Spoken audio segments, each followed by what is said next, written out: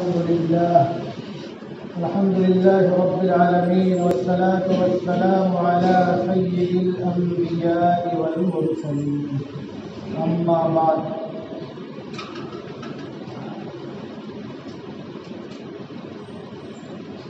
أعوذ بالله من الشيطان الرجيم. بسم الله الرحمن الرحيم. يا أيها الإنسان ما غرك بربك الكريم. صدق الله العظيم.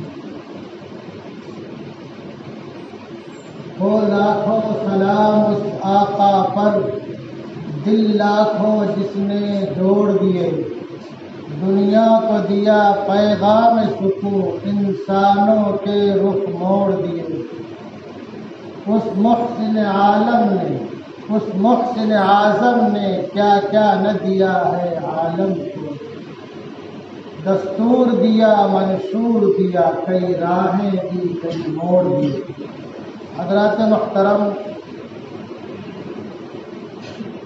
کئی جمعہ سے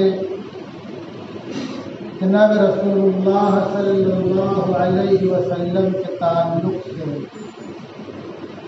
باتیں آپ حضرات کے سامنے آ رہی ہیں. کیونکہ یہ ربیع الاول کا مہینہ ہے، اس نسبت پر بہت سی تنظیموں نے کہا کہ جناب رسول اللہ صلی اللہ علیہ وسلم کی سیرت کو عام کیا جائے. تو ہم تو سیرت کو عام کرنے کے بجائے ایسا ماحول پیدا کر دیتے ہیں کہ بہت سے لوگوں کو بعض دفعہ بدگمانی اور برزنی پیدا ہو جاتی ہے. اپنے اخلاق سے، اپنے کردار سے، اپنے ہاں ہو سے، ہلہ دنگا سے، شور و غل سے کبھی راستہ جام کر دیں گے، کبھی چوراہا جام کر دیں گے، کبھی ایسی ایسی آوازیں نکالیں گے، اور کبھی ایک دوسرے کے خلاف نعرہ بازی میں، جس کا اسلام سے کوئی تعلق ہی نہیں ہے. تم ایسے الجھے ہو گے ایک دوسرے کے تعاقب میں، ایک دوسرے کے پیچھے، ایک دوسرے کو اسلام سے خارج کرنے میں، گستاخ اور بددین اور بد مذہب کہنے میں. اس سے کوئی فائدہ ہوگا؟ جناب رسول اللہ صلی اللہ علیہ وسلم کی زندگی عام کرنے کے بہت سے اسباب اور ذرائع. اس کے لیے کوئی ضروری نہیں کہ آپ ربیع الاول کے مہینے ہی کا انتظار کریں. انتظار کرتے ہیں سال بھر، پھر بھی رسول اللہ صلی اللہ علیہ وسلم کی زندگی عام کرنے کی کوشش نہیں کرتے. زندگی عام کیسے ہوگی؟ سب سے جو پہلی بات ہے وہ کیا ہے کہ ہم خود اشتہار بن جائے، اعلان بن جائے، بورڈ بن جائے کہ لوگ ہم کو دیکھ کے سمجھے کہ یہ رسول اللہ کا امتی ہے، نبی آخر الزماں کا نام لیوا ہے. یہ اس کا نام لیوا ہے جو ساری کائنات کے لیے رحمت بن کے آیا. ہم وہ بن نہیں پاتے، نہ بننے کی کوشش کرتے ہیں، خالی ہلہ دنگا کر کے کروڑوں اور لاکھوں روپیہ بیجا صرف کر کے اپنے آپ کو عاشق رسول ثابت کرنے میں لگ جاتے ہیں. جبکہ وہی روپیہ تمہاری قوم میں کتنی بیوائیں ہیں، کتنی ایسی جوان بیٹیاں ہیں جو 40 کی عمر میں کراش کر رہی ہیں. یہ بات دھیان رکھنا. قرآن میں ہے الزانیۃ والزانی، زانیہ یعنی عورت، جس کو اللہ نے پہلے بیان کیا. وجہ اس کی کیا ہے؟ جو لوگ گھوڑا اور گھوڑی پالتے ہیں ان سے پوچھ لینا، ایک بار انسان گھوڑے کو سنبھال سکتا ہے، گھوڑی کو نہیں سنبھال سکتا. یہ دنیا کا عجوبہ ہے کہ بچیاں جو جوانی کی دہلیز کو کراس کر رہی ہیں، بڑھاپے کو پہنچ رہی ہیں. کیوں پہنچ رہی ہیں؟ غربت و افلاس کی وجہ سے پہنچ رہی ہیں. اپنے ماں باپ کی کمزوری، بیماری، آزاری، معذوری کی وجہ سے پہنچ رہی ہیں. ہمیں ان کی فکر نہیں ہے. اگر ہم کسی ایک کیونکہ ہم نے یہاں غیروں کی تہذیب اپنا لی، ان تک اسلام کا کلمہ نہیں پہنچایا تو ہم کو پہنچانا چاہیے تھا. اسلام میں نکاح کتنا آسان ہے، تو سب اسی میں بہرحال مجبوری بچے والوں کی. اگر آپ کسی ایک بچی کا نکاح کرا دیتے اپنے اس پیسے سے جو آپ نے کنکمے میں اور لائٹ میں اور شربت پلانے میں اور پانی کے باٹلوں کو روڈ پر پھینکنے میں آپ نے لگا دیا ہے تو کتنا بڑا کار خیر ہوتا. امت کی ایک بیٹی کسی کی بیوی بن جاتی اور آگے چل کر کے کسی نیک بچے کی ماں ہو سکتی. آج سے وہ نہیں ہوتا ہے. کوئی علاج کے لیے تڑپ رہا ہے حکیم میں پیسے اس کے پاس نہیں ہے, اگر آپ کسی کو ایک پتا ٹیبلٹ کا دلا دیتے تو کتنا بڑا کار خیر ہوتا. اگر وہ گھر کا ذمہ دار ہوتا, ٹھیک ہو جاتا, اس کی زبان سے آپ کے لیے دعائیں نکلتی, اس کی بیوی اور بچوں اور نسلوں سے آپ کے لیے دعائیں نکلتی. کیا رسول اللہ صلی اللہ علیہ وسلم کا یہ کام نہیں تھا غریبوں کی دستگیری کرنا, پریشان حالوں کی مدد کرنا؟ تو سب سے پہلی چیز جو ہے رسول اللہ صلی اللہ علیہ وسلم کی سیرت کو عام کرنے کی. اللہ نے کیا فرمایا اپنے پیارے حبیب کے تعلق سے کہ فقط لبثت فیکم عمرا من قبلہ افلا تعقلون. اے مکہ والو میں تو پہلے ایک لمبی مدت تمہارے بیچ رہ چکا ہوں, کیا تم مجھے جانتے نہیں ہو؟ مطلب کیا ہے؟ میری 40 سالہ بے داغ زندگی تمہارے سامنے ہے کہ میں سچا ہوں. تم خود مجھے صادق کہتے ہو, تم خود مجھے امین کہتے ہو, تمہارے سامنے ہے. تو رسول اللہ کی سیرت عام کرنے کے واسطے سب سے پہلے ہمیں رسول اللہ صلی اللہ علیہ وسلم کی زندگی اپنانی پڑے گی. ہم کروڑ روپیہ خرچ کرتے ہیں اپنی بہو بیٹیوں کو روڈ پہ لے آتے ہیں. جب کبھی دوسروں کی بہو بیٹیاں روڈ پہ آتی ہیں تو ہماری نگاہیں ان کو دیکھتی ہیں, نگاہوں کے لیے سامان خراب ہو جاتا ہے. جب تمہاری بہو بیٹیاں ایسے موقع سے جب روڈ پر آتی ہیں تو کیا غیروں کی نگاہیں مجھ سے نہیں ٹکراتی ہوں گی؟ ان کے حسن کو نہیں نہارتی ہوں گی؟ ان کے برقعے کو چپ کے کبے کو نہیں دیکھتی ہوں گی؟ مسلمانوں ڈوب پڑا چلو بھر پانی میں, تم نے خود اپنا اور اسلام کا مذاق بنا دیا ہے. اور اس کے باوجود دعویٰ کیا ہے کہ ہم ہی سچے عاشق رسول ہیں. اگر سچے عاشق رسول ہوتے تو قرآن کی آیت کو ضرور دیکھتے کہ اللہ کے پیارے حبیب نے فرمایا تھا مکہ والوں میں تمہارے پیچھے رہ چکا ہوں, تم مجھے جانتے ہو کتنا پاک ہوں, کتنا صاف ہوں, میرا اخلاق کیسا ہے, میرا کردار کیسا ہے, میری بولی ٹھیلی کیسی ہے, میرا چلنا پھرنا اٹھنا بیٹھا کیسا ہے. سارے لوگ گواہی دیتے تھے کہ آپ صادق اور امین ہیں, آپ کا اخلاق بہت بلند ہے. دشمن بھی اس بات کی گواہی دیتا تھا. تو اپنے اخلاق کو تو سنبھالتے نہیں ہیں اور جبرن جنت کے ہم ٹھیکیدار ہیں, پیسے کو ضائع کر کے ٹھیکیدار بنتے ہیں.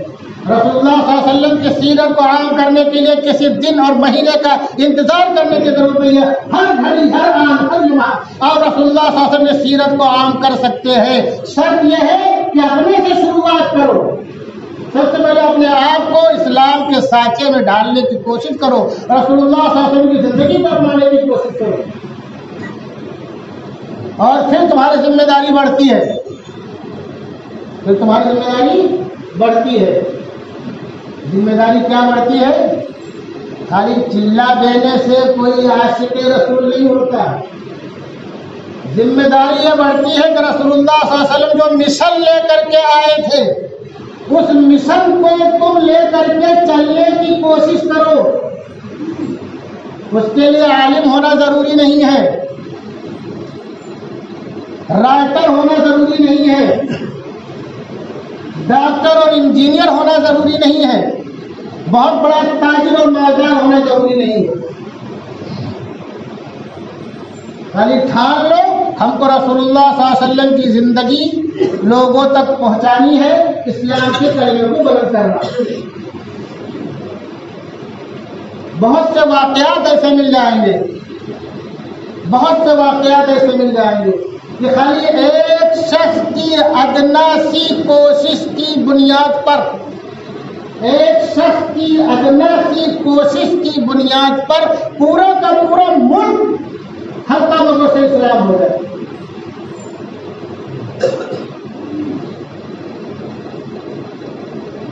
مثال یہ ہمارے جو بڑے تاجر ہیں, اور چھوٹے بھی غور سے سنیں اس بات کو, ہم تجارت اس کو سمجھتے ہیں خوب زیادہ پیسہ آ جائے، چاہے اس کے لیے جھوٹ بولنا پڑے، وزن کم گھٹانا بڑھانا پڑے، دھوکہ دینا پڑے۔ صحابہ اور تابعین کی جماعت جہاں بھی گئی ہے کاروبار تجارت کے نسبت پر، وہاں انہوں نے اللہ کے پیغام کو عام کرنا بھی اپنا نصب العین بنایا۔ انڈونیشیا کا واقعہ، انڈونیشیا میں صحابہ اور تابعین کی جماعت گئی، وہ جاتے تھے وہاں کو، سب سے پہلے جو علاقے کا سربراہ بادشاہ ہوتا تھا اس سے ملاقات کرتے، ملاقات کیا بادشاہ وقت سے اور کہا ہم یہ مال لائے ہیں، آپ سے ملاقات کرنے آئے تھے کہ آپ کی اجازت لے لیں اور مارکیٹ میں اس کو ہم بیچنا چاہتے ہیں، غلہ خاص طور سے، اور کیا کہ وہ سب۔ تو بادشاہ نے کہا دیکھو ایسا ہمارے علاقے میں قحط پڑا ہوا ہے، تم یہاں پیسہ نہیں کما پاؤ گے، یہاں اگر تم بیچنا چاہو گے تو لوگ پیسہ نہیں لے پائیں گے، پیسہ پتہ نہیں کب تم کو ملے گا، تو تمہارا لاس ہو جائے گا، نقصان ہو جائے گا۔ ایک دوسرے علاقے میں تم چلے جاؤ، وہاں تمہاری آمدنی ہو جائے گا، تم کے لمبے دور دراز علاقے سے آئے ہو، تم کو تمہارا کچھ فائدہ ہو جائے گا، کس مقصد کے لیے آئے ہو۔ تو کہا ٹھیک ہے ہم مشورہ کر کے بتاتے ہیں، جو کیونکہ مسلمانوں کا طریقہ ہے جہاں کہیں بھی جاتے ہیں تو کسی سے ملاقات کرنا ہوتا ہے، جو طریقہ ہے سے بتا رہا ہوں میں، وہ ہر آدمی نہیں چلاتا، کسی ایک کو امیر بناتے ہیں وہ بات کرتا ہے، تو کہا کہ ہم مشورہ کر لیں گے پھر آپ کو اردو کرتے ہیں۔ تو آپس سے مشورہ کیا، جو دوسرے کاروباری لوگ ساتھ میں تھے سب کیا کرتے، جو وقت گیا تھا بادشاہ کے دربار میں واپس آنے کے بعد کہ ایسا ایسا ہے، تو ایک صاحب نے کہا یہاں ہم زیادہ نفع کمائیں گے، یہاں زیادہ نفع کمائیں گے۔ تو کچھ لوگوں نے کہا پیسے زیادہ نفع کماؤ گے، بادشاہ بول رہا ہے یہاں قحط پڑا ہوا ہے اور لوگ پیسہ نہیں دے پائیں گے، تمہارا بہت نقصان ہو جائے گا، تو پیسہ کیسے کماؤں گے بہت زیادہ؟ کہا نہیں، کہا ہم نے یہ عہد کر لیا ہے کہ اپنا یہ مال، یہ قحط زدہ علاقہ ہے، اللہ واسطے سب میں بانٹ دیں گے، اور اللہ تعالیٰ ہمیں جو دنیاوی اعتبار سے ملنے والے کے سکے اس سے کئی گنا زیادہ اللہ ہمیں دے گا۔ اور ان تاجر کے کتنے تھے؟ 300 اونٹ پر لگے ہوئے سامان، یہ سمجھے 300 کنٹینر، ایسے سب تاجروں کے تھے۔ جب انہوں نے کہا تو ایک نے پھر دوسرے بھی تیسرے، پھر سب نے کہا تو اچھی کیا کہا، سب نے کہا تو اچھی تجارت ہے، یہ تو اچھی تجارت ہے۔ اور مسلمانوں ہم اپنا پیسہ کہاں پھونکتے ہیں؟ روڈ پہ پھونکتے ہیں، پٹاخے میں پھونکتے ہیں، لاٹین میں پھونکتے ہیں، پریشان حال کی مدد نہیں دیں گے، کیونکہ وہاں کوئی نام لینے والا نہیں ہوگا، کوئی فوٹو کھینچنے والا نہیں ہوگا، کوئی ویڈیو بنانے والا نہیں ہوگا۔ تو جب ایک نے یہ کہا تو سب نے کہا بہت اچھی بات ہے، اس سے بڑی تجارت کیا ہوگی؟ اللہ ہم کو تو کئی گنا بڑھا کر کے اس کا اجر دے گا، یہاں لوگ ضرورت مند ہیں، محتاج ہیں، قحط پڑا ہوا ہے۔ تو کہا ٹھیک ہے، لوگ بادشاہ کے پاس چلتے، بادشاہ کے پاس گئے اور اس سے عرض کہا کہ جو ہے ہم چاہتے ہیں کہ اپنا سارا مال یہی جو ہے کھپا دیں اور ہم کو یہاں زیادہ فائدہ ہوگا۔ تو کہا یہاں کا نظام میں چلا رہا ہوں، مجھے معلوم ہے تم کو فائدہ کیسے لینا ہوگا، نقصان کیسے ہوا ہے، تمہیں تو فائدہ ہوگا، میں پہلے بھی تم لوگ بول چکا ہوں۔ تو کہا نہیں، ہمیں چاہتے ہیں کہ یہ سارا مال یہاں آپ کے حوالے کر دے، آپ یہاں کے ضرورت مندوں میں تقسیم کر دے، ہم کو اس کا اجر اللہ دے گا، ہم کو سکے اور سونے چاندی کی شکل میں اس کا بدلہ نہیں چاہیے، یہ بدلہ تو ہمیں اس کا اللہ دے گا، یہاں لوگ ضرورت مند ہیں، ہم یہ چاہتے ہیں۔ اچھا اس نے کہا رکو، وہ گیا اور نہایا اور گیا اپنا کپڑا بدل کر کے آیا، دیکھا سب سے پہلے مجھے اپنے مذہب میں داخل کر لو، اپنے مذہب میں داخل کر لو۔ وہ حلقہ بگو سے اسلام ہوا، اور جب حلقہ بگو سے اسلام ہوا تو لوگوں نے بہت زوردار نعرہ تکبیر بلند کیا، کیونکہ اس وقت سارے تاجر چلے گئے تھے، تو باہر جب آواز گونجی لوگوں نے کیا ہو گیا، لگتا ہے کہ کسی نے حملہ کر دیا، جو ہے قصر سلطانی پہ اور کیا، تو دوڑے۔ تو بادشاہ نے اطلاع دی کہ کوئی بات نہیں ہے، ان لوگ ایسے ایسے لوگ ہیں، ایسے ایسے آئے ہیں اور میں نے ان کا مذہب اختیار کر دیا، اور خوشی میں لوگ نعرہ کیے۔ تو ہوتے کرتے سارے لوگ حلقہ بگو سے اسلام ہو گئے۔ تو ایک تجارت یہ ہے، اور ہم جو تجارت کرتے ہیں ہمیں سوچنا چاہیے کہ ہمارے مالوں کی اموال حق معلوم للسائل والمحروم، کہ ہمارے مال میں مانگنے والے اور نہ مانگنے والے سب کا حصہ ہے، اور جو لوگ ذخیرہ کر کے رکھتے ہیں، نہ بعد میں کوئی نام لینے والا ہوتا ہے، نہ کوئی سارے ثواب کرنے والا ہوتا ہے، نہ کوئی دعا کرنے والا ہوتا ہے، اور آنکھ بند ہونے کے بعد نالائق اور ناخرف اولادیں سے ضائع بھی کر دیتے ہیں۔ اور واقعہ بتا دو، میں آج واقعات سے سنانے بیٹھا ہوں، بیان کرنے نہیں بیٹھا ہوں۔ بعض دفعہ کوئی ایک آدمی پورے کے پورے ملک کے حلقہ بگوش اسلام ہونے کا ذریعہ بن جاتا۔ یہ کب ہوتا ہے؟ جبکہ وہ تنہا شخص سچا پکا مومن ہو۔ جناب رسول اللہ صلی اللہ علیہ وسلم کا سچا پکا عاشق ہو، اور روڈ پہ پیسہ تھوکنے والا نہیں، ڈی جے بجا کر کے نعرے رسالت بلند کرنے والا نہیں، چھڑک کر کے نعرے تقریر بلند کرنے والا نہیں۔ جو لوگ ڈی جے بجائیں گے، چھڑکیں گے، وہ عاشق رسول ہو سکتے ہیں؟ ابن بطوطہ ایک بہت بڑا سیاح ہے، یہ مراکش کا رہنے والا تھا، غالباً مراکش کا رہنے والا تھا۔ اس نے اپنی کتاب میں لکھ چکی، جس ملک میں گیا تو وہاں کچھ دن ٹھہرا، تو یہ مالدیپ بھی گیا، وہاں قاضی بن گیا۔ تو اس نے وہاں لوگوں سے پوچھا کہ تمہارا یہ خطہ جو ہے پانیوں سے گھرا ہوا ہے چاروں طرف، اور کوئی بہت زیادہ ایسا بھی نہیں، یہاں اسلام کیسے پہنچا؟ تو اس نے اس کا جو سفر نامہ ہے تو تحفۃ النظار فی الظفار، اس واقعے کو نقل کیا۔ جب وہاں گیا تو لوگوں نے اس کو وہاں قاضی بنا دیا۔ تو کہا یہاں اسلام کیسے آیا؟ میں تو بھائی گھومنے پھرنے والا آدمی ہوں، گھوم پھر کر کے بہت جان ٹکراتے یہاں پہنچ گئے، تو اسلام یہاں کیسے پہنچا؟ تو وہاں کے لوگوں نے جو واقعہ بتایا، سن لو مسلمانوں، سر میں درد ہو مونا تعویذ دے دو، اچھی آ جائے کس کے مونا دعا کر دو، دم کر دو، رات میں خواب آ جائے تو مونا بہت خواب آتا ہے کچھ دے دو۔ یہ کیونکہ یہاں ہمارے پرکھے سب وہمی تھے، جو پرکھے ہمارے یہاں کے سب وہمی تھے، اور ابھی بھی یہاں کی اکثریت وہمی ہے۔ کسی بھاری چیز کو دیکھ کر کے اس کے سامنے فوراً سر جھکا دیتی ہے، فوراً ڈر جاتی ہے، یہاں تک کہ وہ جانور جو کہ نہایت ہی زہریلا ہے، اگر وہ ڈنک مار کے ڈس دے تو آدمی فوراً زیر زمین چلا جائے گا۔ تو اس کے خوف سے لوگ اس کی پرستش کرتے ہیں۔ تو کیونکہ ابن بطوطہ نے یہ بھی کہیں لکھا ہے، اپنی کتاب میں کہیں لکھا، مجھے حوالہ برابر یاد نہیں ہے، کہ یہاں سے کیونکہ ان کے پرکھے وہمی تھے، تو وہ وہم ابھی بھی ان کے اندر باقی ہے، ان کی نسلوں میں۔ ہم کیا کرتے؟ فوراً ڈر جاتے ہیں، موڑا کو بھاگتے۔ یہ ہمارے ایمان کی کمزوری ہے۔ ان کید الشیطان کان ضعیفا، شیطان کی جو تدبیر ہے، اللہ نے خود کہا بہت ہی، شیطان کا مکر، اس کا فریب، اس کی چال اور اس کی شیطان میں بہت کمزور ہے۔ میں نے بوڑھوں سے سنا کہ لاہور پڑھا تو کیسا بھی شیطان ہو بھاگ گئے۔ تو جب ابن بطوطہ نے پوچھا تو لوگوں نے کہا کہ مراکش کا ایک بحری تجارتی جہاز مشرق کے کیا بولتے ہیں وسطیٰ کی طرف جا رہا تھا، یا مشرقی علاقے کی طرف جا رہا تھا، دوسرے ملکوں کی طرف، اور اتفاق سے وہ طوفان کا شکار ہو گیا۔ وہ جہاز جو ہے طوفان کا شکار ہو گیا، اور کہیں ٹکرا بھی گیا، اور سب بکھر گئے۔ تو ایک تختے کے سہارے ایک شخص اس جزیرے پر آ گیا، اور وہ جزیرے پر جب پہنچا تو اس نے بڑھیا کے یہاں پناہ لی۔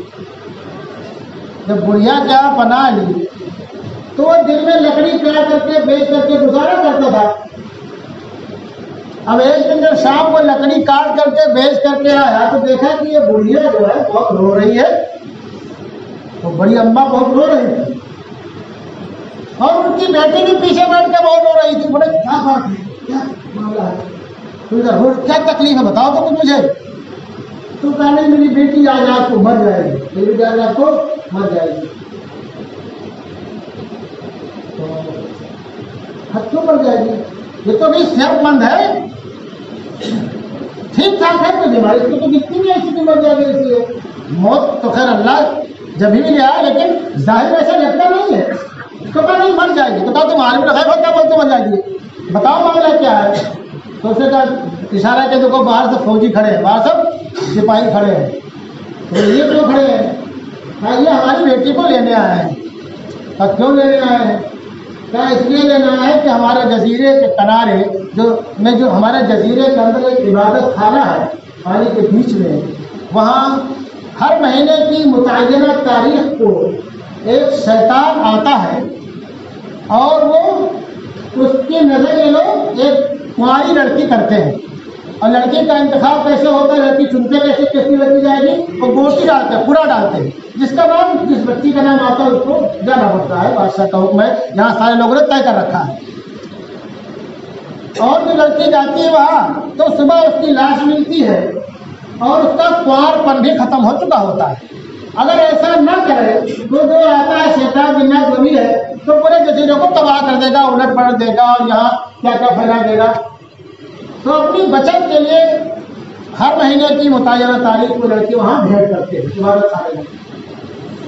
میں عبادت خانے کا نام نہیں لے رہا ہوں جان بوجھ کر کے، آپ سمجھ لینا کون کیسے عبادت خانہ کون لوگ ایسا کرتے ہیں، کن کیا ابھی بھی چلن ہے.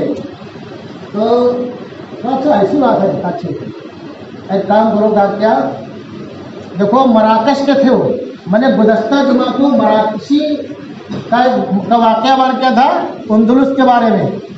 کیا مفکر اسلام ابو حضرت نبی رحمۃ اللہ رحمۃ واسعہ کی کوشش کے مراکشی جو طلبا تھے اندلس میں، انہوں نے انجمنیں بنائی، پھر اسلام کی تبلیغ کی مسجد بنائی. یہ بھی مراکش کے تھے. کام وہ کہا کہ اپنی بیٹی کا جو بھی لباس تم کو پہنانا اسے مجھے پہنا دو. وہ جس خطے کے تھے اور جس عمر میں تھے تو بہت زیادہ داڑھی، بہت زیادہ مونچھیں نہیں تھی، معمولی، پہچاننا مشکل تھا دور سے ایسے ہی، کیونکہ گھونگھٹ بھی کاٹ دیتے ایسے موقع سے نا. تو مجھے لباس پہنا دو اور مجھے پہنا کر کے فوجیوں کے حوالے کر دو، میں ارے نہیں مر جاؤ گے، بتا کچھ بھی ہوگا، گھبراؤ نہیں. اب وہ کو پہنایا اور سب بڑھیا جیسے سنوار کے بنا سنوار کے بھیجتے تھے ایسے بنا سنوار کے ان کو فوجی کے حوالے کر دیا. وہ سمجھے کہ اس کی بیٹی ہے. پھر وہ لے کے گئے شام کے ٹائم اور اس عبادت خانے میں ان کو چھوڑ آئے. اور جب رات جو ہے اپنی 12 یا بالکل آدھی رات جب ہوئی تو انہوں نے دیکھا کہ ایک کشتی کی طرح ایک شے آ رہی جس سے بہت سے خانے دور سے آتی دکھائی دی. اچھا انہوں نے پہنچنے کے بعد وہاں سب سے پہلا کام کیا، وضو کیا. دوسرا کام یہ کیا، عشاء کی نماز پڑھی.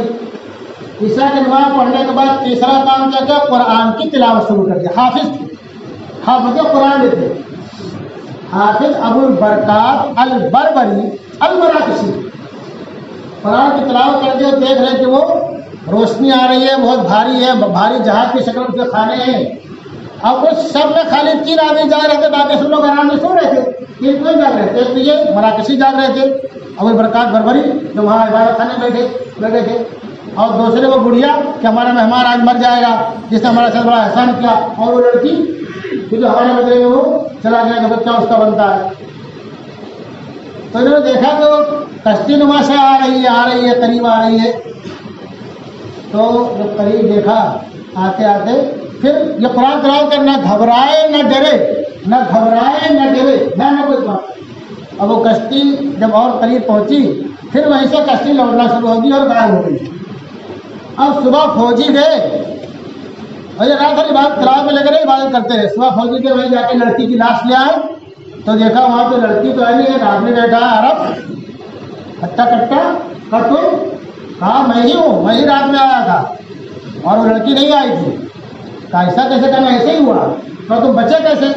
تو انہوں نے بتایا پورا. پھر بادشاہ کے پاس لے گئے. پھر بادشاہ نے جو ہے وہ لڑکی اور اس کی ماں بڑی اماں کو بلایا، تحقیق کیا، انہوں نے پوری بات بتا دی. تو بادشاہ نے کہا آپ جو ہے اگلے مہینے کی جو تاریخ ہے اگر اس میں بھی ایسے ہوا آپ گئے اور بچ کے آ گئے تو پھر ہم سب لوگ آپ کا مذہب اپنا لیں گے. اگلے مہینے کی تاریخ میں وہ گئے، پھر وہی عمل شروع کیا.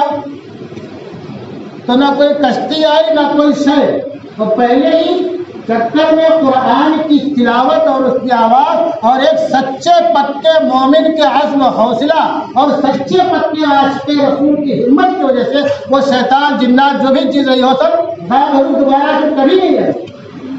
اور اس کے بعد پھر پورا مالدیپ حلقہ بگوش اسلام ہو گیا، پورا مالدیپ حلقہ بگوش اسلام ہو گیا۔ تو اسلام کی تبلیغ کے لیے سب سے پہلے آپ کو سچا پکا مومن بننا ہے اور جناب رسول اللہ صلی اللہ علیہ وسلم کی زندگی اپنانی ہے۔ اگر آپ سچے پکے مومن نہیں بنیں گے، رسول اللہ صلی اللہ علیہ وسلم کی زندگی نہیں اپنائیں گے، الٹے سیدھے کام کرتے رہیں گے، الٹی سیدھی حرکتیں کرتے رہیں گے کہ اپنے تو اپنے غیر بھی دیکھ کے شرما جائے، تو کیسے کوئی اسلام کے قریب آئے گا؟ اگر آپ چاہتے ہو رسول اللہ صلی اللہ علیہ وسلم کی سیرت عام ہو اور دنیا میں امن و امان ہو، اللہ کا پیغام عام ہو، تو آپ یہ عہد کر لو اور یہ تہیہ کر لو کہ آج کی تاریخ سے ہم جو بھی کام کریں گے جناب رسول اللہ صلی اللہ علیہ وسلم کی مرضی کے مطابق کریں گے اور آپ کی زندگی کے ایک ایک جز کو انشاءاللہ اپنائیں گے، اور جس دن رسول اللہ صلی اللہ علیہ وسلم کی زندگی کے ایک ایک جز کو اپنا لیں گے، اسی تاریخ سے ہمارے ذریعے سے انشاءاللہ اسلام کا کلمہ بلند ہونا شروع ہو جائے گا اور ہمارے جو دشمن ہے سب دوست بن جائیں گے انشاءاللہ۔ اللہ تبارک و تعالی ہم تمام لوگوں کو سچا پکا مسلمان بنائے رکھے، ہمیں ہماری نسلوں کو اسلام پر باقی رکھے، ایمان پر خاتمہ فرمائے۔ وما علینا الا البلاغ۔ میں اعلان ہے، بہت اہم اعلان ہے، حضرات تشریف رکھے۔